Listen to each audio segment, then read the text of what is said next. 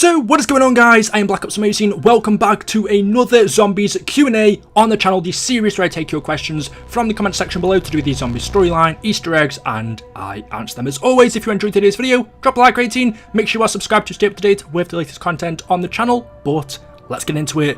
Here we go, and enjoy. So the first question of the day is from Adrian Hernandez, and you say, "Hey BOA, I have some questions for you. 1. Why does Electric Cherry not have a Perk jingle in Mob of the Dead? 2. What is Voltrade made out of? And 3. What are the flashbacks that Stuhlinger has in the Die Rise cutscene? I really love your content and I've been watching you for a long time. Keep up the good work." So I've answered the third question recently. I will attempt to link that video down in the description if you are interested. But for your first question, why Electric Cherry doesn't have a Perk jingle is an interesting one, because if I'm not wrong in saying, it is the only perk that doesn't have a song. It first appeared in Mob of the Dead, and that was actually the only time we saw it as an actual perk machine. We do have it in other maps such as Gorod, Zetsubo, Horizon, Revelations and Origins, but in all of those maps it appears in the Wonder Fizz. We don't actually see its original perk machine. That is only in Mob, and since we know Mob takes place in the afterlife in Purgatory, the perk machines in that map are phasing in and out of reality. That could be the reason why we don't have a song for Electric Cherry. I'm sure if it showed up as perk machines on other maps it would have a song, but since it in this case unfortunately first appeared in Mob and it takes place in Purgatory, the perk machines in this map just don't have songs. They don't play. So I would say that's the reason why there isn't one. It is a great perk, the machine itself with the zombie inside of it, the perk bottles. It's actually one of my favourite machine designs, and I would have loved to have had a theme, but I believe that's the reason why we didn't have one. Your second question, what is Voltrade made out of? This is one I couldn't tell you because we're actually never told what the perks are made of. We know they are medicinal elixirs, but we don't know what ingredients go into them. We can always assume that it's 115 or other things, but it would be a total guess. We don't actually know what the beverages themselves include. So there we go. The next question of the day from Sebastian Costilla says, "Hey BOA, who is your favourite character and why?" Now I don't know if you guys would have guessed this if you've watched my videos. I talk about him more than the other characters, is usually in the titles a lot more, and this isn't only because he's the main character, but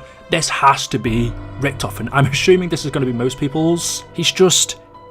He's a bad character. I don't know, there's something about villains. My personal favourite is the Ultimus, although I was starting to prefer the Primus version. Both of them are equally as good, but I don't know, it's just his accent, how smart he is. He's kind of the main character in the game. He is the one who's always been the leader of the group, and he's funny. So it's got to be Richtofen for me, but let me know in the comment section below who your favourite character would be. If I had to pick someone else from a different group, I do like Sal or Finn, the mobsters. The weasel can be a bit annoying. Jessica from Shadows of Evil says some good quotes, but for me it has to be Richtofen. The next question says, does the game ever say anything about Samantha's mother? This is a really simple one to answer. It is in the Chronorium, pretty much near the beginning, where we are told on November the 5th, 1934, Samantha is born, her mother dies in childbirth. So yeah, she dies, and with this information we can actually work out exactly how old Samantha is. In World at War, Doris, when she first entered the pyramid, if she was born in 1934 and Doris takes place in 1945, that means Samantha would have been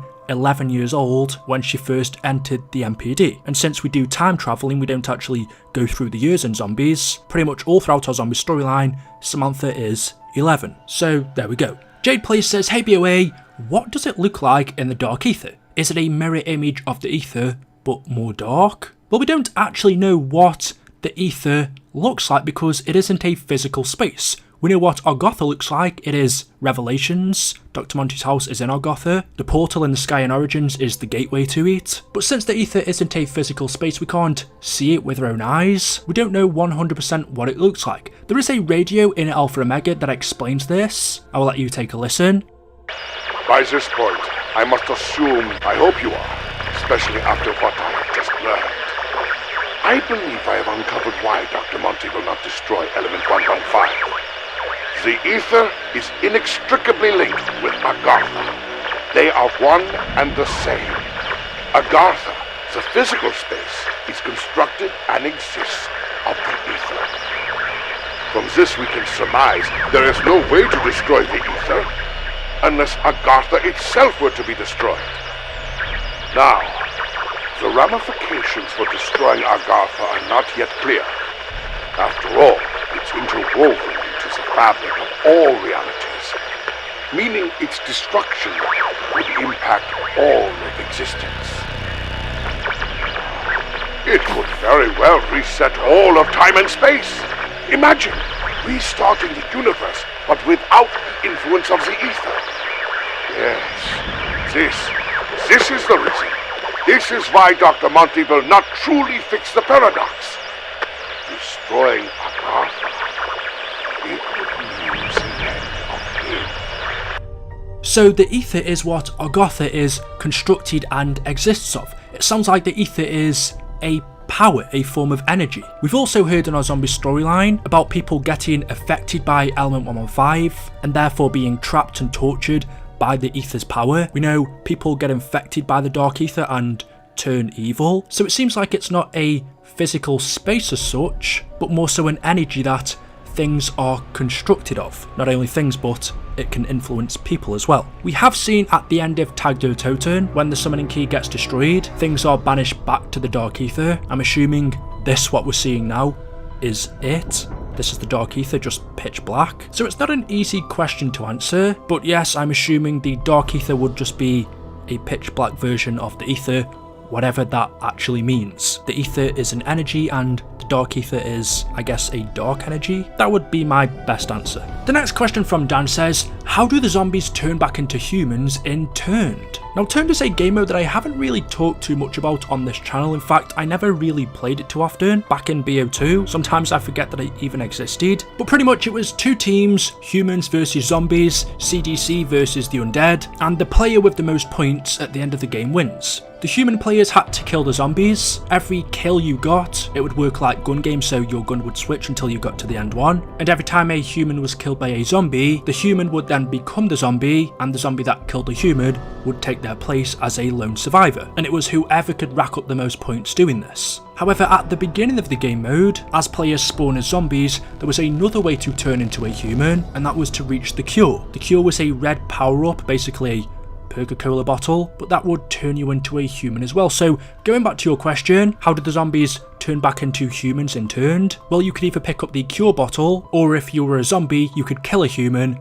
and take their place. How does this work though? How can you turn from a zombie back into a human? I suppose the first question would have to be, is this even canon? Because there is no cure as such in zombies. As part of our storyline, yes, we have quick revive, but that isn't really a cure. It just gets you up when you're down. We also have the wonder weapon that can turn zombies into humans in Call of the Dead, but I wouldn't consider that as a cure, whereas this in Turned, an actual perk bottle that turns you back into a person, is one. But this doesn't exist as part of our zombie story, otherwise I suspect we would have seen it used. So I would just have to say that Turned isn't canon. Also, how is a zombie hitting a human allowing them to turn into a human? It just doesn't make sense in terms of story. So I think storyline wise, Turned is its own separate thing. We have to ignore this. Aiden says, hey BOA, how come the whole Primus squad is suspicious of Richtofen? Love your videos. Well, Richtofen throughout the history of zombies has been a bad guy. He's always been out there to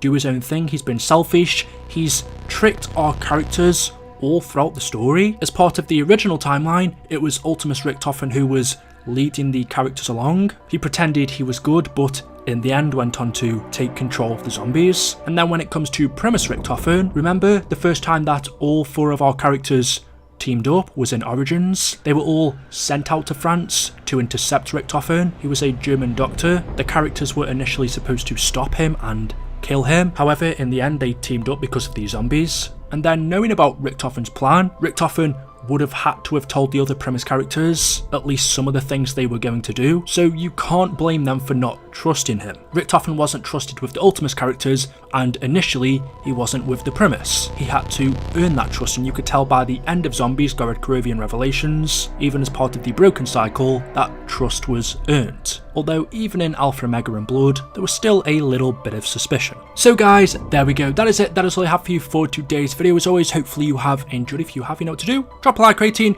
Make sure you are subscribed to stay up to date with the latest Zombies videos on the channel. Let me know in the comment section below any questions that you have, and I'll see you all in the next video. Thank you and goodbye.